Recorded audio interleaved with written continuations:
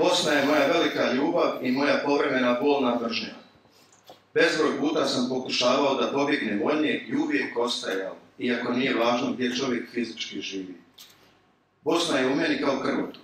Nije to samo neobjašnjiva veza između nas i zavičaja, već i kolotlet nasljeđa, istorije, cjelokupnog životnog iskustva mog i tuđeg, dalekog koje je postalo moje. Viđena izvana i bez ljubavi, Bosna je gruba i teška. Viđena iznutra i sa ljubavi koju zaslužuje, ona je ljudski bogata, iako i u sebi nesaznana potpuno. Rijetko je ko bolniji i dramatičniji određen istorijom kao Bosanac. Što ste sve kroz vijekove nakupili u tim ljudima? Osjećanje vlastite neodređenosti, tuđe krivice, teške istorije, neizvjesne budućnosti, straha od promjene, želje za dobrotom i humanošću koja bi se odnosila na sve ljude bez ikakvih ograničenja, ali i čestih razočarenja koja su rađala mržnju. To su veoma složeni i zamršeni ljudi i teško ih je razrješavati po prvom viđenju i po spoljašnjim utiscima. Riječi koje smo upravo čuli zapisao je veliki bosansko-hercegovački književnik Meša Selimović i neka nam posluže kao svojevrsni uvod u današnje predavanje pod nazivom Hrvatski identitet i povijest s posebnim naglaskom na Bosnu i Hercegovinu, koje će nam održati gost predavač dr. Srećko Matko Džaja.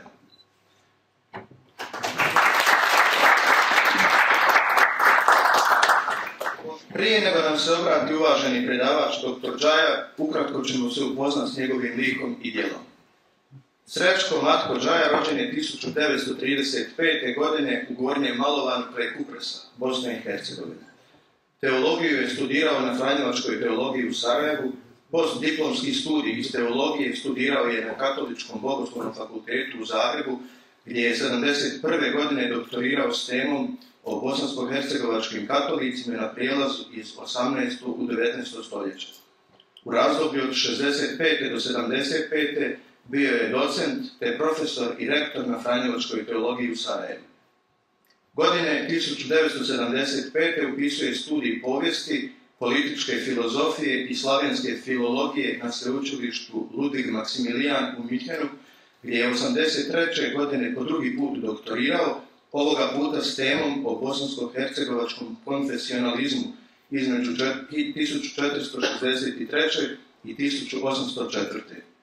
Kao znanstveni suradnik Instituta za povijest istočne i jugoistočne Europe i Instituta za jugoistok u Minhenu, 80. i 90. godina Džaja je temeljito istraživao povijest južnoslavenskog područja s glavnim interesom za Bosnu i Hercegovinu. Objavio je 5 znanstvenih knjiga iz područja povijesti Bosne i Hercegovine i jednu knjigu osobnih memoara, zatim nekoliko kritičkih izdanja izvora, te brojne znanstvene članke, eseje i recenzije po raznim znanstvenim i stručnim časopisima.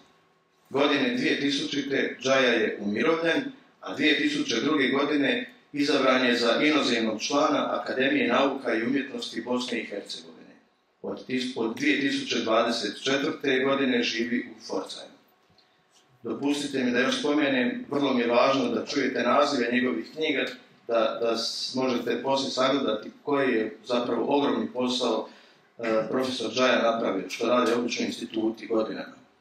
Prva knjiga koju je objavio zove se Katolici u Bosni i Zapadnoj Hercegovini na prijelazu iz 18. u 19. stoljeće.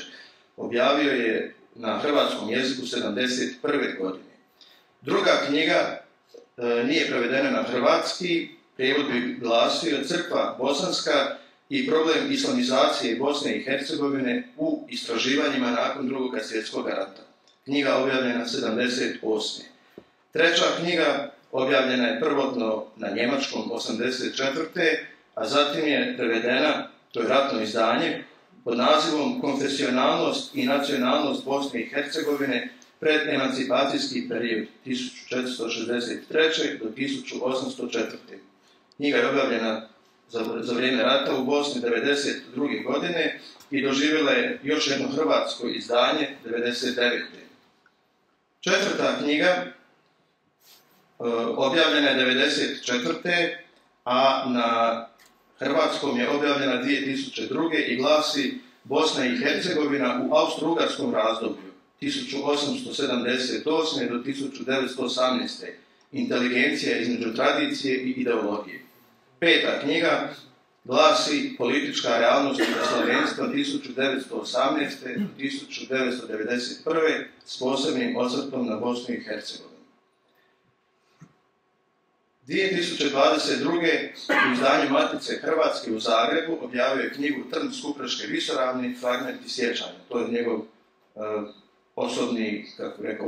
osobne memorije, memorabilije. I knjiga pod nazivom Eseji, razgovori, polemike i prijevodi objavljena je 2005. u izdanju Udruge đaka i prijatelja Franjevačke klasične gimnazije Visokog podružnica za Njemačku. Nakon ovih osnovnih hladnih podataka poslužit ću se riječima povjesničara doktora Joze Džambe, nekadašnjeg učenika doktora Džaje i njegova dugogodišnjeg prijatelja i suradnika, koji je i urednik njegove knjige Eseji, razgovori, polemike i prijevodi. U pogovoru knjizi dr. Džambo objašnjava jedinstvenost i važnost Džajinog doprinosa bosansko-hercegovačkoj i hrvatskoj historiografiji.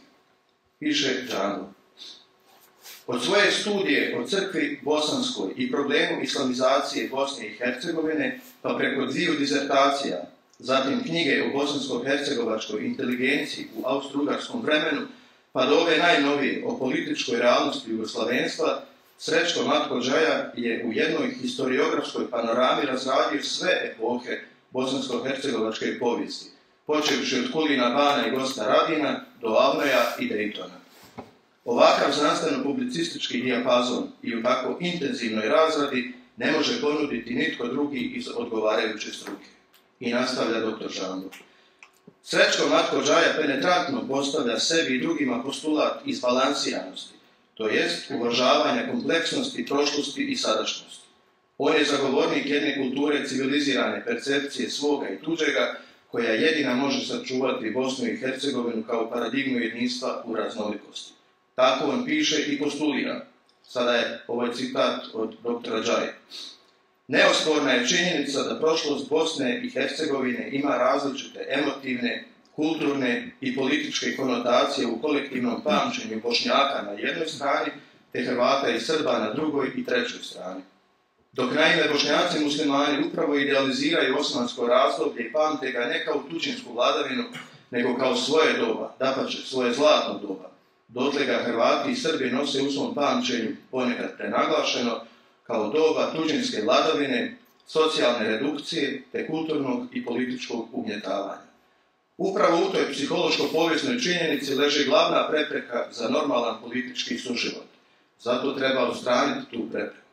To je jedino moguće postupno kritičkim istraživanjima bosanske prošlosti, a to znači da treba voditi diskurs s različitim stajalištima i shvaćanjima, a ne autistički se zatvarati u svoj kulturni krug i baviti se samo vlastitom prošlošću, kao do sada.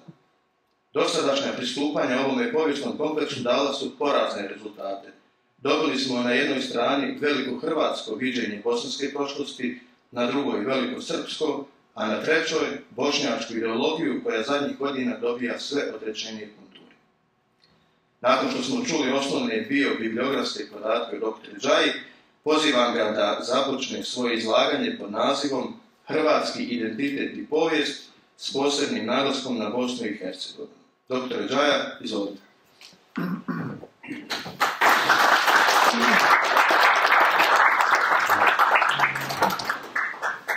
Najpre vas sve srdačno pozdravljam. Darku se zahvaljujem na jednom bezgrovitom i kompetentnom prikazu moje djelatnosti, moglo bi se reći kroz 50 godina mog života. Ja ću u svom predavanju pokušati napraviti jedan okvir i svratiti pozornost na glavne linije, jer je tema tako opširna da se ne može o svakoj pojedinosti dosta reći. A želja mi je da nakon ovoga, po mogućnosti što kraćeg predavanja, da dođe do diskusije, da i vi pokažete svoje interese za pitanja i razgovor je najbolji oblik informacije, a ako ga se kulturno vodi. Dakle, dao sam temi naslov identitet. Ta je riječ današnjim medijima i informacijama svuda prisutna. Stalno se govori o identitetu. To je postala i moda našeg vremena. O pojmu samog identitet mogu reći sljedeće. Postoji pojedinačni i skupni ili grupni identitet. Pojedinačni je svaki od nas ja. On počne kad dobijemo ime, a već druga riječ kad dobijemo prezime započne naš put u zajednički ili grupni identitet. Pojedinačni identitet najkraće se opisuje u osobnim dokumentima, u putovnici, u osobnoj iskaznici i u raznim jezičima, kako se to već zove. Toliko o pojedinačnom, odnosno osobnom identitetu, mislim da više nije potrebno kao informacija. Zajednički ili skupni identitet je vrlo raznolik, ima više aspekata, na primjer, jedno liječničko udruženje ima svoj identitet, svaka ljudska grupa ima svoj identitet, a najvažnije u našem životu, u našem trajanju, jest nacionalna i kulturološka pripadnost u današnjem modernom vremenu. Politička, dakle, nacionalna pripadnost isto je tako složena. Ima dvije svoje sastavnice. Politički sustav jednog naroda, jedne zemlje, i kao podloga, kao nositelj tog sustava je kulturni identitet, kulturna struktura identiteta. Svi narodi u Europi započinju svoj identitet propašću Rimskog carstva, dakle u ranom srednjem vijeku, i taj identitet traje kroz vrijeme i sve više se mijenja, ali ostaje srž uvijek ista. Europska periodizacija, dakle prošlosti, ima ove vremenske razmake. Najstarije doba je rani srednji vijek, to otprilike traje od početka 7. pa do tamo 11. i u tom vremenu hrvatski identitet je narastao i tako reći dosegao svoju najjaču dimenziju. To je pitanje kolika je bila država Tomislava kralja i to je vjerojatno su tadašnje granice Hrvatske bile najrasprostranjenije. On je tako izvori s kojima raspolažemo proširio Hrvatsku državu do Drave, do Bosne, vodio je ratovi sa Mađarima, vodio je ratovi sa Bugarima, ali je glavni problem bio njegov integracija prostora kojim je vladao. Tu su bila dva elementa u kulturološkom i političkom pogledu. Tu su bili ovi dalmatinski gradovi, koji su već od konca 4. stoljeća, još dok je Rimsko carstvo bili jedna svoja zasebna. To su bile autonomne komune, tako. Poslije su te autonomne komune neke razbile u republike, dakle političke jedinice sa vlastitom upravom. To je naš Dubrovnik, na drugoj strani gore na severu Venecija i tako. I sad ta igra između dalmatinskih gradova, one su bili pod Bizantom i ovaj dio kad se Rimsko carstvo podijelilo koncem 4. stoljeća, onda je ovaj naš prostor,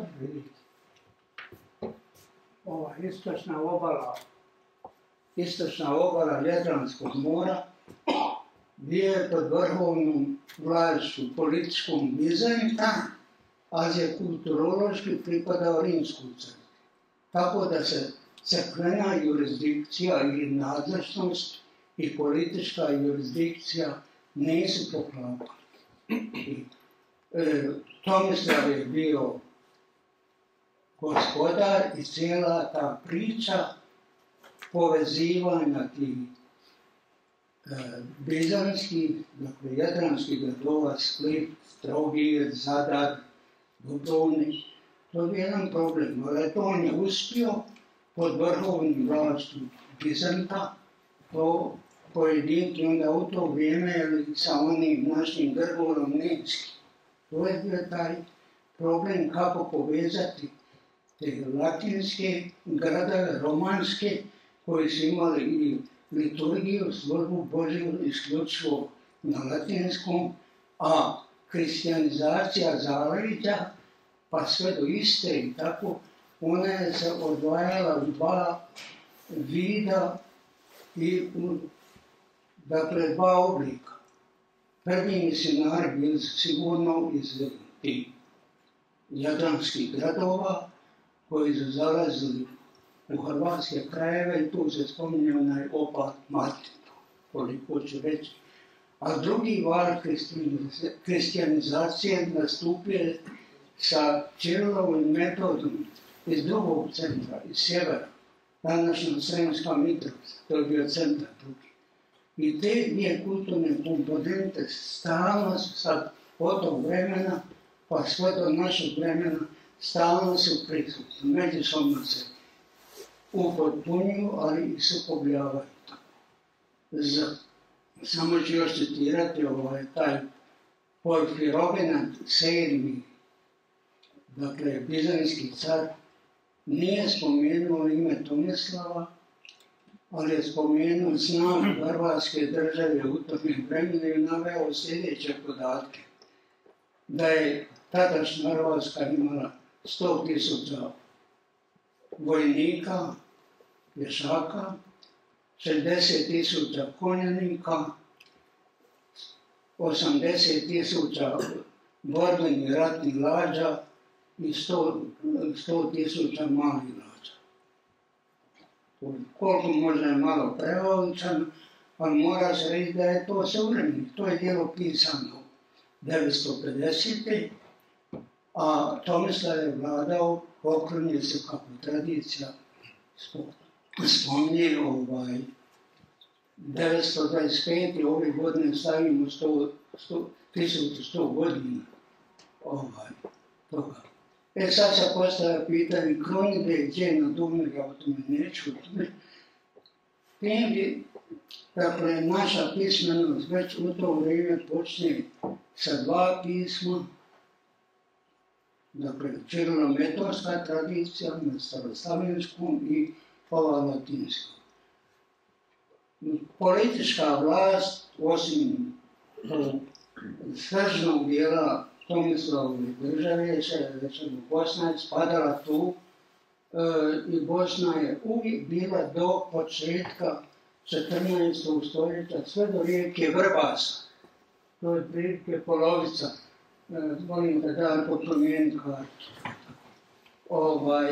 Pripadala je hrvatskom sustavu hrvatskoj političke vlasti, tek će bosanski banovi i kraljevi 326. dobiti po svoju vlast, a i tada Bosna, taj gotovo polovica do rijeke Vrbasa, nije bila, tako reći, u kulturnom sastavu ostale Bosne. To razdoblje završava u 11. stoljeću i u 11. stoljeću, što nam izvori govore, imamo samo staroslavensku službu Božju, na kojoj nemamo još latinskog obreda. To je bilo zaleđe i tu su vjerojatno i teže dolazili muslimani. Da li je nešto ostalo kršćana iz rimskog vremena, o tome ne možemo reći, ali arheološke iskopine govore da je itekako bilo u Bosni kršćanstva u rimsko doba. A jedna institucija za koju danas ne možemo sa sigurnošću reći kako je prešla iz rimskog doba, pa u srednji vijek je takozvani pojam dobrih Bošnjaka. O tom pojamu se svašta izmišljao, kako su bili bolji ljudi od ostalih, tako. Međutim, ja sam napravio jedno istraživanje, taj pojam je označavao kompetentne ljude u procesima. Ti koji su bili dobri Bošnjani, to je došli iz rimskog prava, iz Rimske republike, boni homines ili boni viri, viri buni, tako dalje. To je u prijevodu dobri Bošnjane, dobri mužje i tako ima tamo kako je sustav funkcionira, da su oni nastupali kao takvi svjedoci. Naravno, to su bili slobodni ljudi, nisu. U 11. stoljeću dolazi do političkog zaokreta Hrvatske države kao cjeline, a i Bosne. Bosna je u ranom srednjem vijeku do 11. stoljeća mijenjala tu varovništvo. Nekad su bili srpski knezovi, nekad su bili i oni dukljanski, to je današnja Crna Gora, a i bila je naravno u sastavu Hrvatske države. Početkom 12. stoljeća polako postaje Ugarska, koja se tu instalirala nakon što su provalili preko Karpata u Panonsku nizinu, i dolazi i Hrvatska i Bosna pod ugarski utjecaj. To se vidi i na pojmovima imenovanja tih političara, da je ban, to je uvijek zastupnik kralja, bilo je više banova, Slavonski ban, Kosovski ban, prema pokrajinama i tako. Tu se prvi put javlja pojam da su Bosanci pali u herez.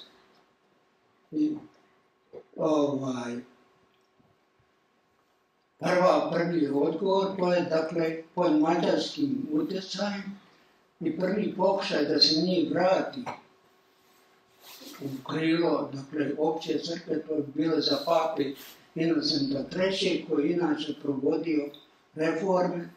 To je zapravo bio pokušaj latinizacije.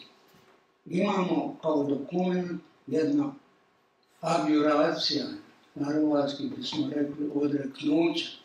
Taj je dokument sačuvan na latinskom jeziku, vjerojatno postao i na tadašnjem, nazovimo ga slavenskom, bosanskom, ne možemo govoriti u modernom smislu o Hrvatskoj. I od tog vremena ti koji su teoretizirali o stanju prilika u Bosni nisu svrstali u heretike, dakle u pobudničke sekte koji su se bunili protiv vlasti, to je kao i danas kad nastavili su ustanci tako.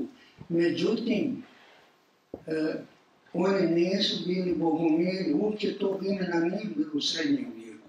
Oni su sebe nazivali kršćanima, a ovi njihovi neprijatelji su istrpali u manihejce ili u bizanski izvor. Dakle, i istočna i katolička zapadna crkva su obe su smatrali da ne pripadaju njima. Iako je posao u historiografiji bilo pokušaja da se tu crkvu bosansku proglasi pravoslavnom, posebno je to jedan srpski istoričar Vasa Glušac, na našoj strani Pradominik Mandić je onda njegov subrat Leon Petrović, kojega su partizani bacili u Neretvu kao mučenik. On je napisao djelo prvi put u povijesnoj znanosti pod pravim naslovom. Dakle, bosanski kršćani u tom vremenu su se zvali crkva bosanska. I on je potim, a novija historiografija koja je započela u 19. stoljeću pisali sve 100 godina pod imenom Bogumir. Iako oni sebe nikada tako nisu nazvali, sad o to problematiku ja sam neću. Pismo je sa početcima te latinizacije najprije su došli Dominikanci. Oni su kao učeni red došli, dakle, u stvari pod ugarskim patronatom. I rezultat njihova rada je bio taj da se crkva bosanska 1233. proglašena heretičnom i tada je osnovana bosanska biskupija latinskog oblika. I na toj tradiciji se gradi današnja vrh bosanska biskupija i ima podataka da je počela gradnja katedrale u Sarajevu, vrh Bosna, tako dalje.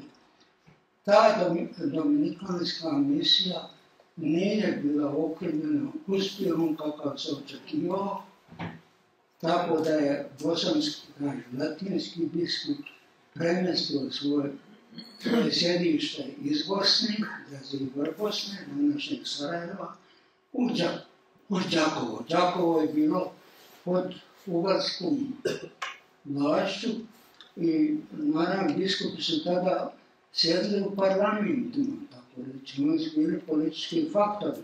Cijela evropska povijest srednje vijeka imala je laički i klerički element na svakoj razini. I zašto su Ugri željeli da je što više pod njihovom kontrolom. I do danas nosi đakovački biskup u svojoj tituli bosanski biskup. To je običaj Benediktovoj crkvi da i titule ugašenih biskupija ostaju, da se za njim tako reći zna. Nakon misije Dominikanaca došli su Franjevci. I bio jedan spor početkom 13. stoljeća, 320. Izgubili su Dominikanci taj spor, Franjevci proglašeni jedinim misionarima u Bosni. Izgleda da je njihova misija uspjela i zbog političke situacije i isto tako načina prilagođavanja. Politička situacija, tada se uspinje Bosna, postaje najjača država u tom prostoru i kralj Tvrtko I je otprilike vladao toliko velikom državom na koncu svog života kao Tomislav u ranim srednjem vijeku. On je bio kralj Srbljen, Dalmaciji, Pomorju, zapadnim stranama pojedine pokrajine i Hrvatsku. On je umro 391.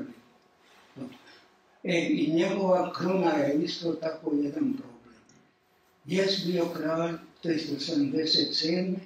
ali u povijesnoj znanosti nije objašnjeno koga je krunio i gdje ga je krunio. Jer podataka nema, ali je činjenica ovo da su arheološka iskopavanja izvedena u Arnautovićima. To je danas odmah uz visoko na rubu grada, onda se zvalo Mile u srednjem vijeku, Mile. Da se tu okrunio jer su nađeni u grobu ostaci kraljevskog plašta, tako dalje. Dakle, sad, koga je krunio, sad će razvili tezu takozvanog sumomog venca, da je se neka specijalna kruna i bosanska i srpska, da je to bila kruna kojom je Tvrtko I bio okrunjen. Međutim, takvo krunjenje nema nijedne paralele usporedbe. To ne može biti bilo je kraljeva sa više zemalja, kao što je i Trsko bio, ali 2 krune, kao jedna kruna, to ne postoji. Među ostalim na pečatima bosanskih kraljeva, koji su sebe vodili u titulu da su bili i srpski i bosanski kraljevi, na grbu stoji točno razlika između jednog i drugog. Ima srpski grb i bosanski grb. Franjevačka misija je uspjela. Oni su praktično katolizirali Bosnu, jer predzadnji bosanski kralj je napokon te pripadnike crkve bosanske rastjerao i izvor opis toga da je 12.000 u objavljenim tekstovima tog sačuvanog teksta stoji 2.000. Šta je stogota? Tiskarska pogreška. Latinska riječ je stajala duodeci, otpala je slučaj. Duodeci milija, to znači 12.000, i onda posle sve u historiografiji ljudi nisu kontrolirali, uvijek je 2.000. A onda dalje ide tek kvadraginta 40, ali za ti kvadraginta 40 ne stoji milija, dakle 40.000, nego zapravo samo 40 osoba, to znači hijerarhija te crkve bosanske pobjegli su u Hercegovini, Stjepanu Vukčiću. Onda je došlo do krunjenja te blažene Katarine. Ona je se udala za prezadnjeg bosanskog kralja i ušla u povijesno stečajne katolika Bosne i Hercegovine, Hrvata, tako da je običaj još i do danas da je narodna nošnja, pučka nošnja u Kraljevoj Sutjesci, da su žene nosile crnu maramu na sjećanje na kraljicu. A o toj crnoj marami kod pravoslavaca i kod muslimana i tako nema nikakva spomena, nikakve uspomene. Ima u pravoslavnoj toj mitologiji, pričama, crna kraljica, ali nije kraljica Katarina, nego bezimena kraljica. Možemo reći da su katolici u Bosni, tadašnji katolici, završili srednji vijek kao najveća grupa. Crkva bosanska, ta staroslavenskog obreda, slično srpskoj pravoslavnoj crkvi, ponačeno tako, ona je likvidirana u stvari prije osmanskog osvojenja. Zadnji kralj bosanski je okrunjen papijskom krunom u Jajcu i sve je to bio povod, došlo je do svađe sa mađarskim kraljevima i onda to ste čuli taj pohod Mehmeda II. Osvajača. On je zapravo 2 vojne vodio, jednu 1462. za istočnu Bosnu. To Srebrenica je ovo. I u proljeće 1463. centralna Bosna. Računa se, to je već podaci po pomoću arheologije, da je u Bosni bilo pred osmansko osvojenje na današnjem teritoriju oko 40 franjevačkih samostana. 40, to nije malo. Naravno, neki su povjesničari koji su nama neskloni, provincija Bosna Srebrna je bila velika, protezala se do Bugarske, to je istina. Ali, pa je to se odnosi na cijeli prostor, ne odnosi se na cijeli prostor. Arheološki podaci pokazuju mjesta gdje je točno sve u Bosni tako. I to bi bio visoki srednji vijek. U kulturnom pogledu to je tako reći jedan problem kojim do danas se vode diskusije to je pitanje stečaka. Stečci, ti su nadgrobni spomenici, neki koji vole Bosnu nazivaju bosanskim katedralama. Da, to su vrlo umjetnički, ima većina, nije sa natpisima i ovim motivima. I sad ta simbolika, to mnogi su pokušali, u tome je najdovidljiviji bio Aleksandar Solovjev, to je srpski povjesničar ruskog porijekla, Solovjevca. Ja. I danas ima Solovjev tamo kod Putina, nekim druglavnim. Sad započinje novo doba u Hrvatskoj, to znam još traje do zbližavanja romanskih redova. Dubrovčani su govorili ovim romanskim dijalektom u svojim tim političkim tijelima, veliko vijeće, malo vijeće, vijeće umolje i tako. Sve do 15. stoljeća govorili su romanskim idijom. Još ne su hrvatski savez. Jer tu prestaje. I glagoljica isto prestaje na hrvatskom teritoriju. U Bosni je bilo glagoljice, to se vidi iz arheoloških ostavnika. Ali u Bosni živi svijeta bosančica ili bosanica.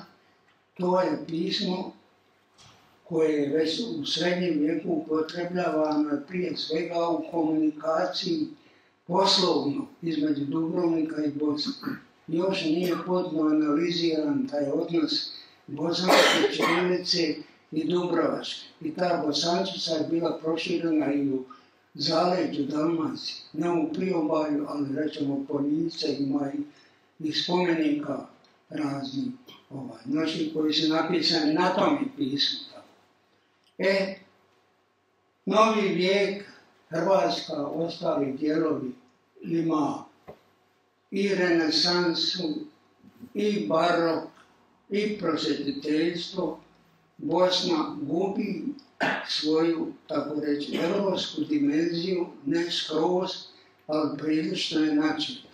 A zato dobiva jednu dimenziju koja je ne evropska. Osmansko carstvo donosi elemente koji nisu, tako reći, evropskog tipa. Sad vidite tu cijelu kompleksnosti. Da se svi ti procesi se međusobno prepliču, sudaraju, potpunjavaju i tako. I mijenja se profil i kulturni i politički. Političke promjene znamo svi da je uvijek toga bilo. I sad se rasprava vodi ovim problemima. Postavlja se pitanje steci čiji su. Rezultat istraživanja da su upotrebljavale sve tri konfesije. Ovi pravoslavni glasi, mi katolici, isto, a i muslimani, ali oni vrlo brzo tu tradiciju napuštaju. Već oni prvi obraćeni na islam još su se pokopavali nekako po stecima i pravili su natpise ko je pokopan. Polovicom 16. stoljeća nema. Oni su preuzeli potpuno tu nadgrobnu arhitekturu islamsku, sa dva mezara, tako da li više nema uopće spomena. Pravoslavci, vlasi, oni su u 18. stoljeća još pomalo služili tim stičima. A mi smo iznijeli stečke daleko sa pojednostavljenim oblicima, jer se nije smjelo ni moglo, tako reći, ne razviti neku posebnu arhitekturu, ali u reduciranim, smanjenim oblicima sve do početka 20. stoljeća. Zadnji ostaci koji, najbrojnijih spomenika koji nas posjećaju na steći. Pitanje, još jedno ću vam samo reći uvijek, pitanje Bosančice. Kako je dalje to? Muslimani, kad su prešli na islam, oni koji su došli, oni su naravno bili tako druga kultura. Koji su prešli na islam, odmah su koncem 15. stoljeća počeli pisati svoje tekstove na arapskom pismu, dakle prilagođenom arapskom pismu. I onda poslije mi susrećemo takozvanu tu korespondenciju između graničnih postaja, između Turskog carstva i Dalmacije, Mletačke vlasti, gore ovaj. I što sam ja otkrio? Otkrio sam da su im ta pisma pisali katolici. Uzmi ga kao pisara, dakle nema dokaza. Uvukla se teza, to je za Austriju, to je Rado Kovarna, da begovi imaju svoje te diplome koji su pisani. Još nijedan nije pokazao neku diplomu. I to je još naša enciklopedija i hrvatske prenose tu bajku. Ja, što se nas, Hrvata, katolika tiče, ta je Bosanca bila živa sve do početka 19. stoljeća. Čak je jedan tehnološki podvig ravan, tako reći, digitalizaciji, da je Matija Divković išao u Veneciju, sam slijevao bosanička slova i tipkao knjige za naše čobane i ostali na bosaničkom pismu i puškom jeziku. I njegovi 25 izdanja nauka kršćanskog. I to naravno, to se često, o tome se ne vodi prikaz, prošućuje tako. A što se tiče demografskih podataka, to se može izvorima potvrditi da smo u 15. stoljeću zadržali brojča na prvom mjestu. U 16. stoljeću, dakle 1500 do 1600 i dalje, preuzimaju to mjesto muslimani, u Bosni se izgrađuje mjesto sredovjekovne, istočna urbanizacija. Pomeđu se centri, mnogi gradovi, više neki su ostali prema strategiji tog carstva, recimo Kraljeva Sutjeska, Fojnica, ostali su negdje u Zapisku, tako. A osnovani su Visoko, se razvilo i tako dalje. Mi gubimo i samostalne, o tome opisuju Franjevačke kronike i druge. Kroz cijelu povijest samo se 3 samostalna, tako reći, provukla do najnovijeg vremena u centralnoj Bosni. To su Kraljeva Sutjeska, Kreševo i Fojnica. Pa bio je samostalni Visokom, zapravo i 2 i tako to. Brojčana smo mi stradali najgori za Bečkog ratu. Tada je u strategiji Osmanskog carstva oni su već počeli, tako reći, gubiti.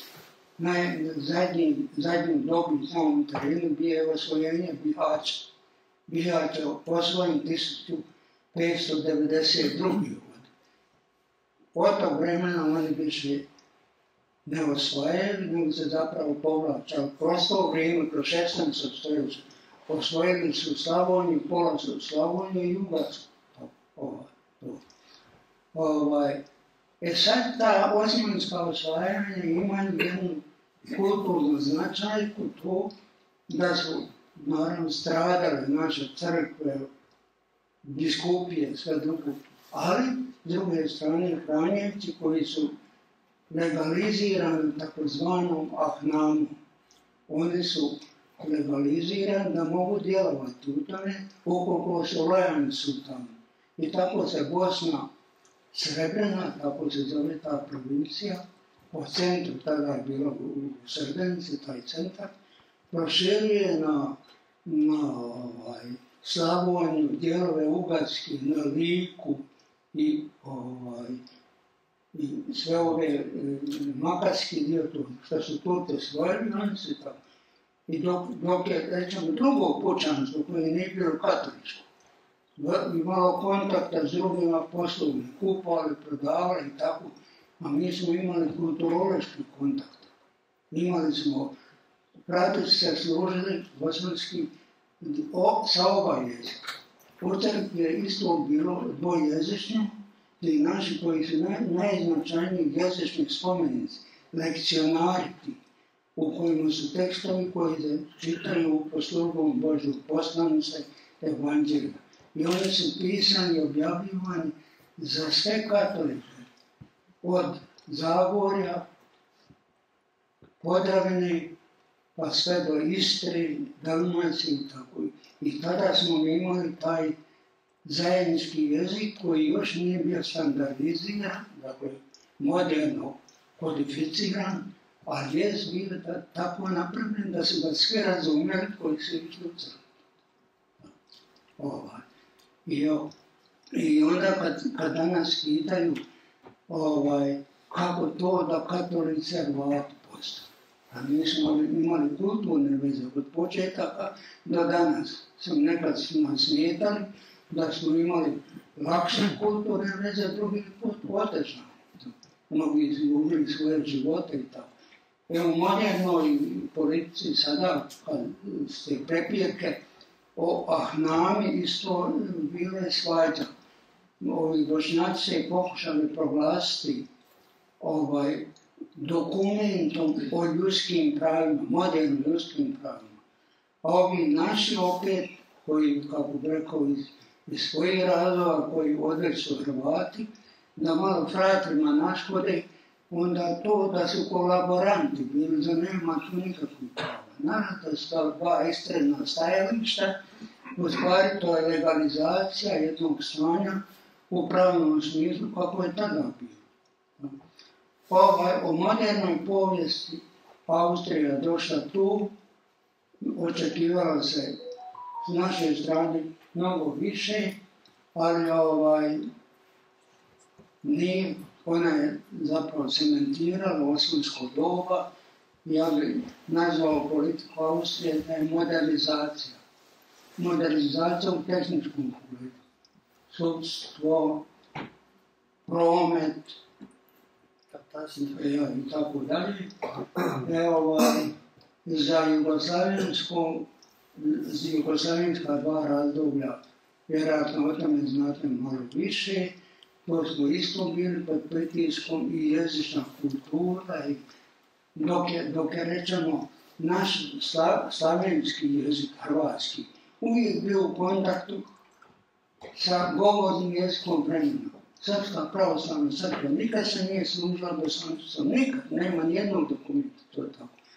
I poslije Vukova reforma za njih mnogo značila. Srpski jezik je imao drugu razvojnu liniju, išli su preko rusizama, jer je Petar Veliki, ruski car, on je reformirao ruski pravopis i tako i onda je to bilo rusizama u srpskom jeziku. Tako da ne možete govoriti da smo mi imamo svoj jezik tek od ilirskog pokreta. To je druga priča. Po jugoslavensku i u prvoj i drugoj Jugoslaviji možemo kroz pitanja i odgovore, tako reći, o tome reći što posebno zanima. To su opet pitanje jezika, od toga kad je Hrvatska unišla modernu povijest sa 19. stoljećem do danas je bilo goruće pitanje, i onda je pitanje sloboda, pitanje druge Jugoslavije, pitanje ratnih žrtava i sve tako i danas.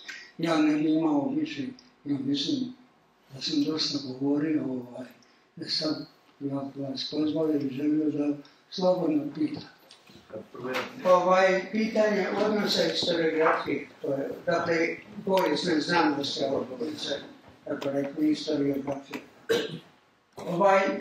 Što se tiče Bošnjaka, oni nisu se uopće interesirali za srednji vijek do dolaska Austrije. Tek kad je Bosna došla u sustav Austro-Ugarske monarhije, onda su malo počeli, naravno ne na nivou ondašnje historiografije moderne. Na moje tekstove jedini su oni reagirali. Je to vrlo agresivno.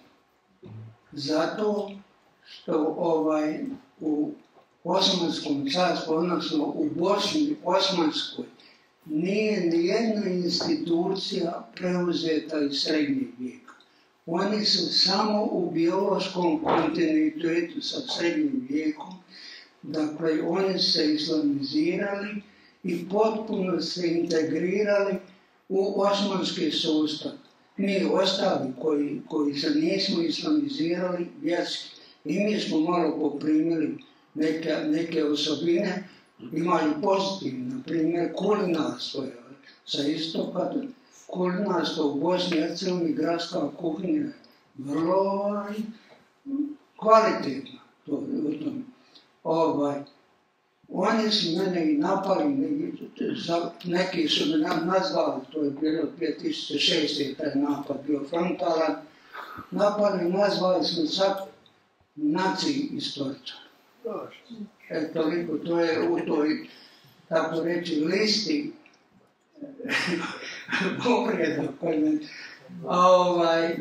Ja sam nekad malo sam polemizirao s njima i onda sam, da ne mogu shvatiti da nema Bogumila, jer zar ako nema Bogumila nije ni ova Bosna.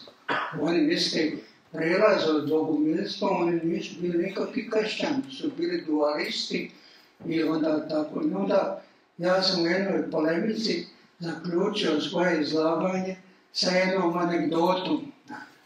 I to ova anegdota priča.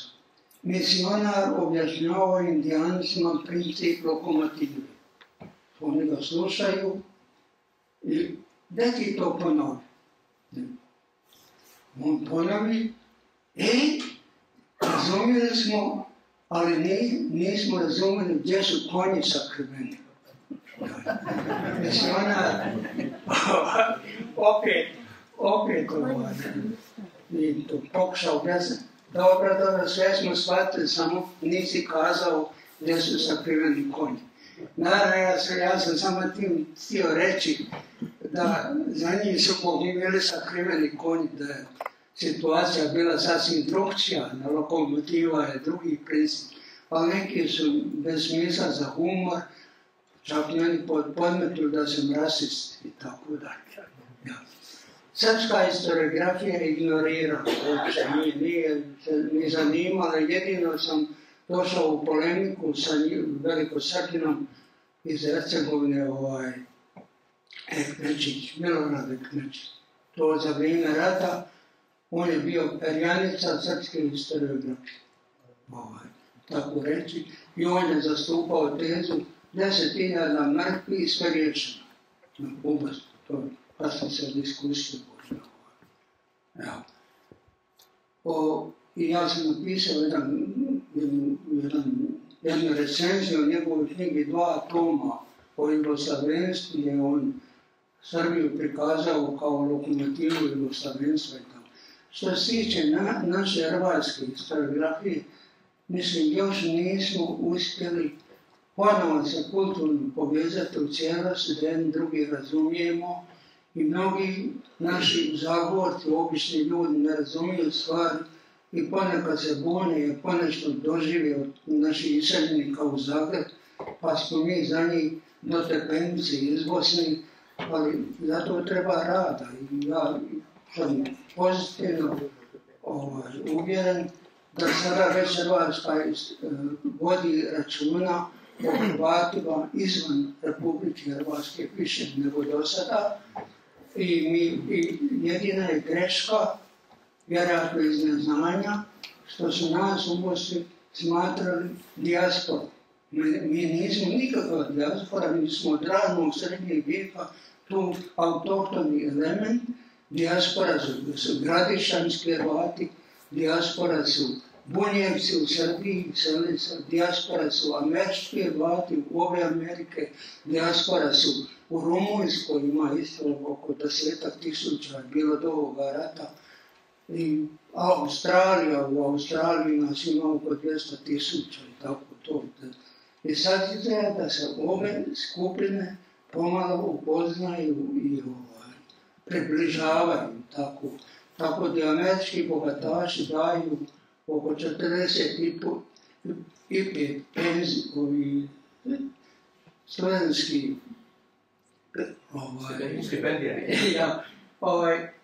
finansira zapravo 45 da idu na studije vani, to je završen studije, tek kad čovjek biva u inozemstvu, u domovini, to je onda je potpuno tako.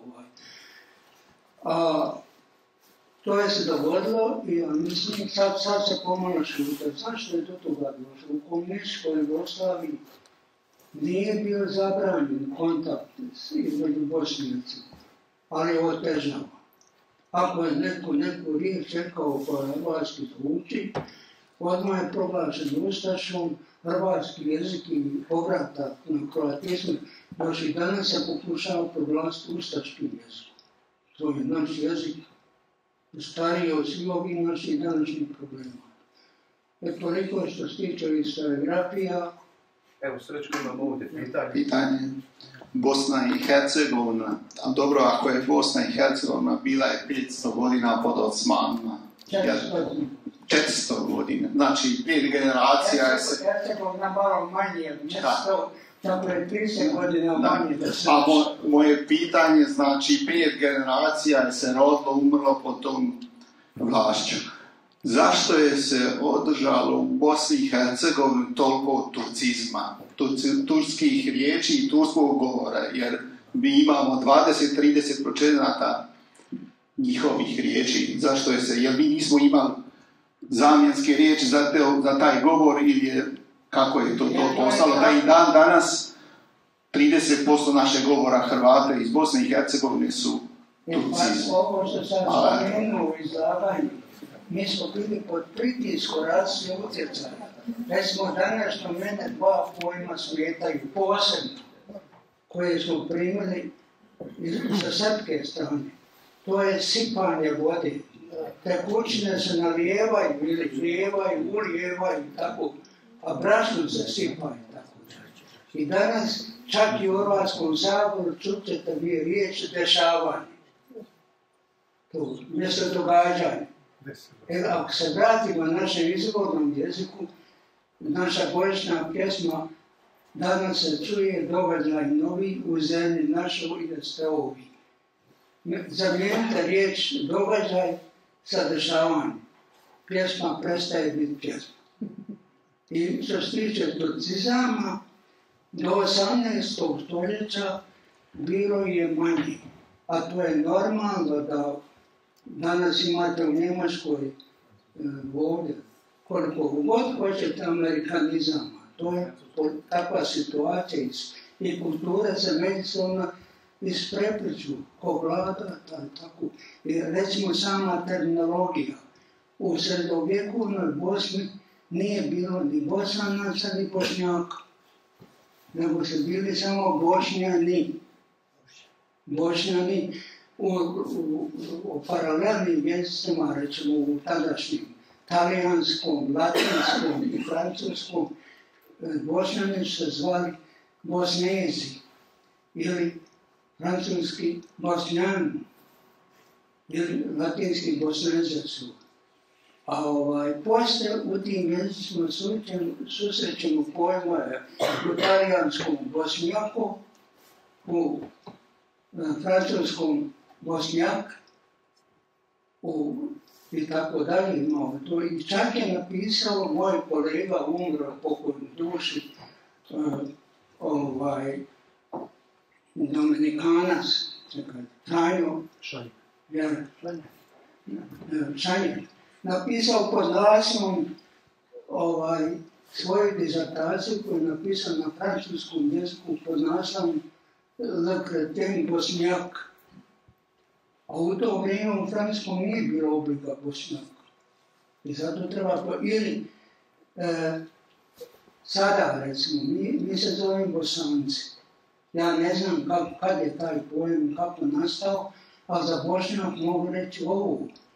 To je turski nastavak, dakle umjesto Bošnjani, Bošnjak. To je Bosnjak, to je turski jezik. A arapski se kaže usto Bosnijci. I pod utjecajem turske kulture i prati sve do 20. stoljeća upotrebljavaju izmjenicu, neka kažu Bošnjani, nekad Bošnjak, tako označujući time pripadnike te zemlje, ne vodeći računa je li Srbi, Hrvati ili muslimani i tako dalje.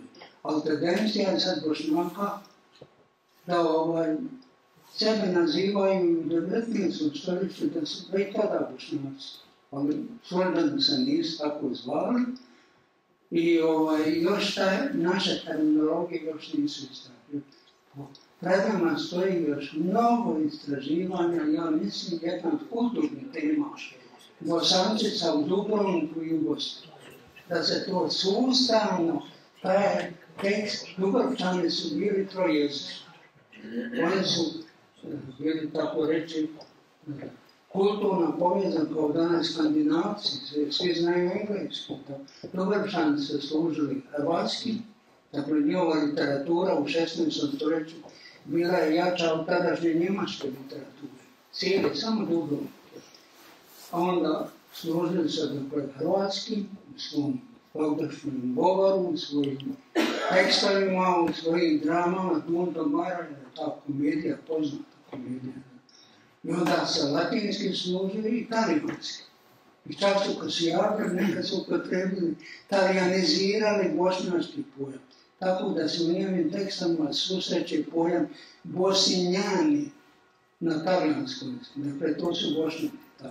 I što se tiče Turaka, turskog katolicinama, do 18. stoljeća u spisima bosanskih krajina sam malo, relativno. Ali od 19. stoljeća započnu reformu turskog carstva i onda su oni učili u doba reform pred Austriju. More turcizama je se uvuklo u Bosnu. To je sad razumljivo za neke specifične kulinarske pojmove. I problem u tome što smo mi u životu, u našoj kulturi, morali se uvijek tući, voditi ratove, kod nas razvijeni glagol, naprimjer za udariti, zvizni ga, mazni ga, direktno, što ja znam, ali imamo malo imenica, pravi voli za mnoge pojme. Tako i na jeziku se odražava sudbina jednog naroda i sad se naravno da ovi Bošnjaci, normalno da oni imaju više turcizama jer u liturgiji oni imaju arabizam i tako dalje. I sad, tako reći, do koje su mjere pod utjecajem, na primjer, Travnički kraj, u naš centralna Bosna. Njihov je izgovor mekši, hrvatski govore, naravno. Zašto? Zato što se više miješali s muslimanima. I oni su pod utjecajem ove fonetike arapskog jezika. I tako to ulazi. Naravno, sad je to tako. Moje ime je Miroslav Lukićev, dolazim baš iz Srednje Bosne, iz Novog Travnika. Imam dva pitanja. Ovo pitanje je iz dva dijela. Kako vi, kao povjesničar, vidite iz svoje perspektive budućnost hrvatskog naroda u Bosni i Hercegovini i što je po vama bilo neophodno, odnosno ključno, za očuvanje katoličke vjere i opstojnosti hrvatskog identiteta, odnosno hrvatskog naroda u Bosni i Hercegovini? To je prvo pitanje. I drugo, evo, općenito, koju biste na literaturu, knjigu ili knjige, zapravo, osim vaših, mogli preporučiti za nas, za naše mlade, iz kojih se može kronološki i činjenično doznati objektivnu, istinsku povijest hrvatskog naroda? Toliko, hvala. Ja, to su vrlo zahtjevna pitanja i na ta pitanja zapravo ne može niko odgovoriti, jer ko zna to. Ali što možemo u svom ponašanju učiniti? Možemo samo to da, tako reći, budemo informirani, da što imamo bolje informacije, naš identitet biti tvrđi i naša budućnost sigurnija. A u budućnosti mi ne znamo, u ovome globalnom vremenu nisu samo ugrožene male kulture, nego i velike. Kako će to teći?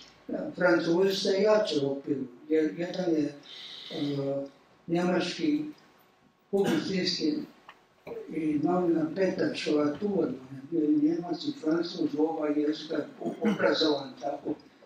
Jednom je rekao da je francuski identitet jači. Identiteti počnu bivati porozni kad se dogode tragedije.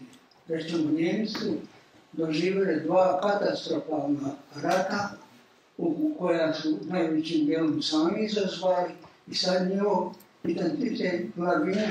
Tako ja sam vodio s kolegama svojim rasprave, oni sad pred svake nacije, pred toga. Jer nacionalizmi nisu posebni svijetni ni grični, to su identiteti. Jer sad, ako neko u ime nacije nacionalizma počini velike zločine, onda naravno se pita čemu sve to. Onda ima pokušaja u današnjoj historiografiji da se proglasi nacijama čiste konstrukcije. Moglo bi se reći da konstruktivni dio u međunacionalnom identitetu postoji kao programiranje budućnosti. Kako ćemo dalje? Jer kultura ne stoji, ona teče kao i vrijeme. I moglo bi se isto tako sa skepsom reći da postoje nacije izvan Evrope. To je tipično evropski pojam i ova cijela problematika o razvoju bosanskih muslimana bio bi taj tip. Njihov nacionalizam, ovo što sam već spomenuo, u većoj meri konstruiran, ne rekonstruiran. Konstruiran srednji vijek, oni svojataju, ali nema govora, nema ništa. Prema tome, nema lijeka. Mene su jednom studenti pitali, kad sam izveo jednu temu, onda sam vjetno ovdje misli, to je karakter mog historiografskog pisanja, da sva mišljenja nastojim korektno predstaviti. Recimo, Srbi kažu ovo, Bošnjaci ovo, i ovaj kaže ovo, onda nakon što korektnije opisa, onda ja iznosim svoje argumente što ja mislim i drugčije. Na taj način znanost može napredovati, da je polako usvaja. I u današnjoj Evropi, da se rečemo dekristijanizacija donekle zastavi, bilo bi fair da se na svim školama predaje povijest religija.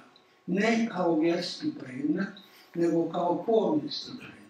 Da barem minimalne spoznaje svi pripadnici jedne države ili jednog drugog odgostva znaju za one koji nisu oni, da ojma ništa. I to bi bilo bolje nego vjeronauku u škola. A da se kaže tim učenicima, ovo kaže povijest o islamu, ovo kršćanstvo, ovo katolicizmu, a ako ste vjernici, hoćete više, onda idite u crkvu. Tamo se, tako reći, jedna religija posreduje na jednom drugom nivou. I kad pita mene šta je sigurna istina, nije sigurna istina ako je ne prihvaća. Pitanje vjere nije to znanstveno pitanje. To je dubinsko ljudsko pitanje. To je jedna prava odluka. Dakle, mi vjeru ne možemo ni pobiti ni dokazati. Znanstveni argument. Moderna znanost i materija, ona vodi o sastavu materije, vodi brigu i to, šta je sve mogućnost materije. A dokazati pomoću znanosti da Boga ima ili nema, to ne ide. Poštovani profesor Don Josip Krpić, salezijanac. Ovako, mene malo interesira kad je došlo do približavanja muslimana Hrvatima i razdvajanje od hrvatske komponente. Jer danas je to, kad oni kažu da su neki hrvatsko cvijeće, onda podivljaju. Ali čitao sam roman, moram reći, nisam istraživao, Josipa Eugena Tomića o Zmaju od Bosne, a on dosta onako suvereno želi nastupiti u svemu tome. A kad pogledamo i ovoga Mahad Izdara, gdje smo čuli na početku, kad on govori o modroj rijeci i tako nekim stvarima hrvatskim jezikom. I mislim da se on osjećao Hrvatom i svemu tome. Gdje je došlo tu do spajanja i do razlike? Hvala lijepo. To je pitanje vrlo interesantno. Dakle, mi kad smo unišli u 19. stoljeću, mi smo prihvatili evropski pojam religije. Mi smo, tako reći, pojam o kojem je bio spor kod Lutera. Religija kao unutrašnje stanje, kao teološka kategorija, tako je, teološki pojam, da li ja vjerim, ne vjerim, to je duboko intimno pojam. I taj je pojam u evropskoj povijesti prevladao. Nakon prosvjetiteljstva, ta neutralnost države tada počela sve više rasti i sad smo mi taj pojam, sociološki pojam religiju, a teološki je izazvan sa riječu fides, ili engleski faith, a i oni imaju i drugi jezici nemaju, recimo naši njemački jezik nema svog vlastitog pojma za religiju i za fides. U nas je vjera jedno i drugo. I sad islam, u tome je problem, islam je integralan pojam, da uključuje i vjerovanje i vlast, i tako nema dualizma između duhovnog i svjetovnog vremena. I sad, kad je Austrija došla u Bosnu, onda su muslimani postepeno počeli ići na škole na zapad. I na temelju tih škola mi smo očekivali da će oni se, tako reći, nacionalno brati vjerske riječi, vjera je slobodna, tako. I šta je dogodilo?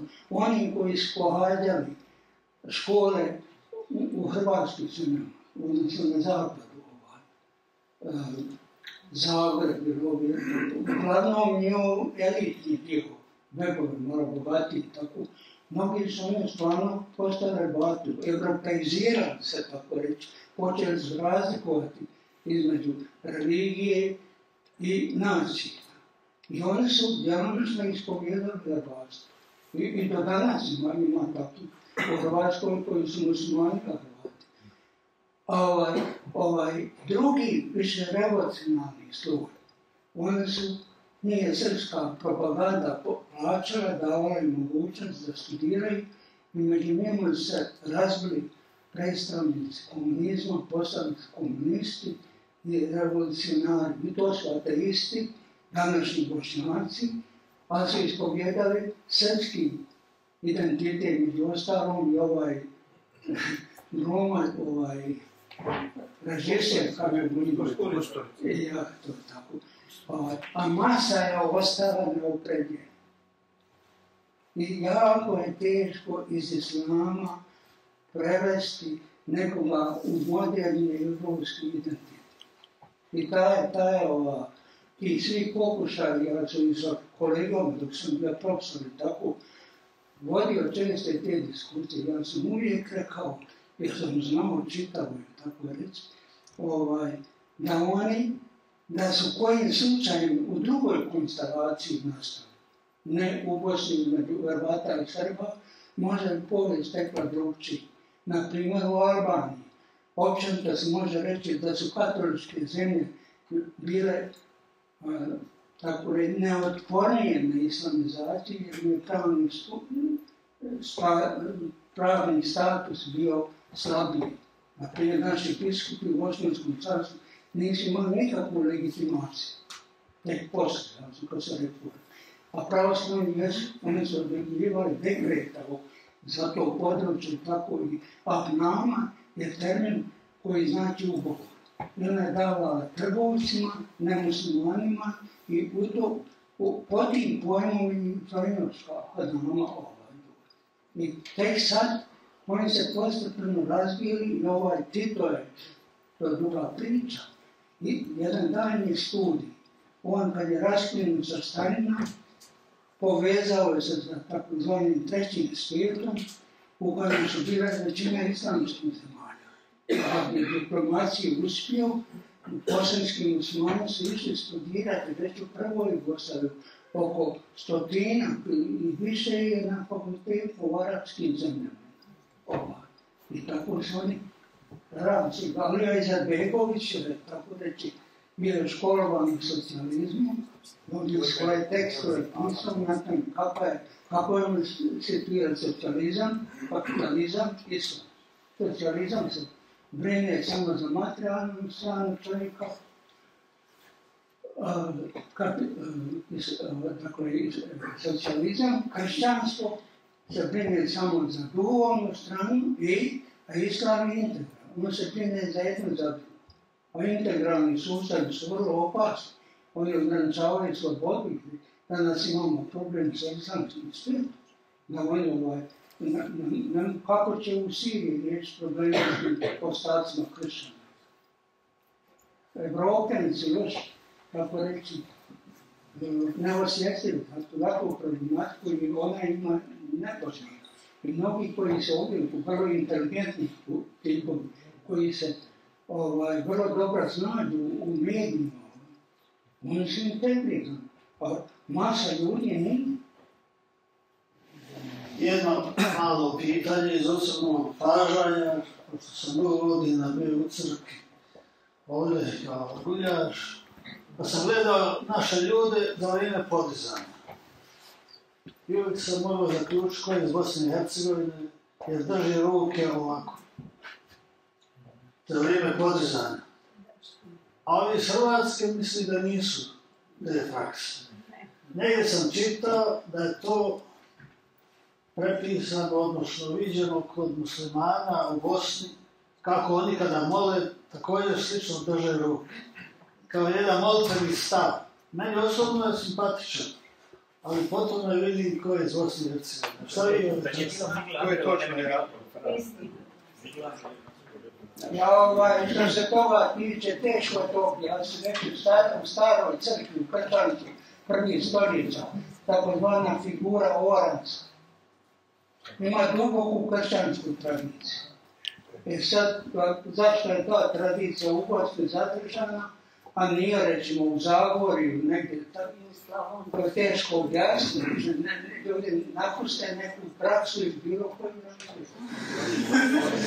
Ovako, budući da sam ja iz Čapljine, mene zanima jedan slučaj, hercegovački slučaj, sa Franjevcima i dijecezijskim svećenicima.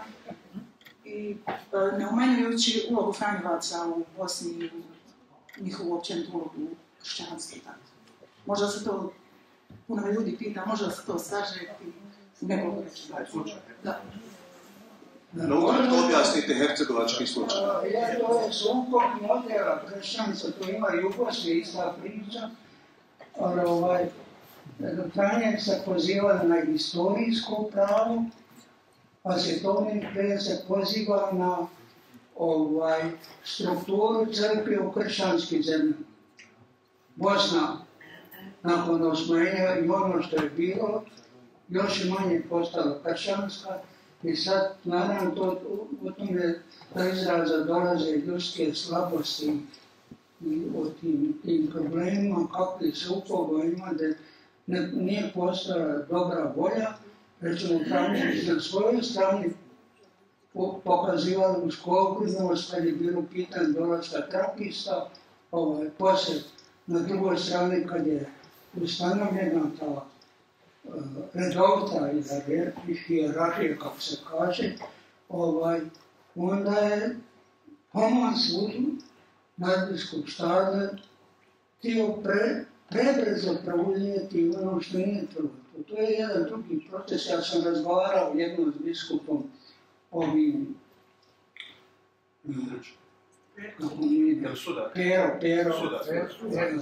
Sudar. Bilo je moguće, sad je tako reći pirova pobjeda, sad kogod pobjedi, to ostaje. Ali recimo bilo je moguće još tijekom prve Jugoslavije, pa i drugi, da se nagode, recimo, da one župe u kojima je potrebno više djelatnika, religije, svećenika, samostan, da te župe se danu preplanjeni smo, odnosno drugim redovima kao što je sada Salezijanici imaju to su zajednice. Jer župe će jedan član, samo župnik ili najviše kapela, da dobiju ovi svjetovnik svećenik. Tako da je, da se međusobno upotpunilo, ne, to je bila borba za vlast. U životu je tako da se propovijedaju ideali, a u stvari u vlastiti interes. Nažalost, mi smo ljudi i tu dolaze naša slaboća i ljudski. Pak je život. Želim zahvaliti još jednom našem predavaču, doktoru Džaji.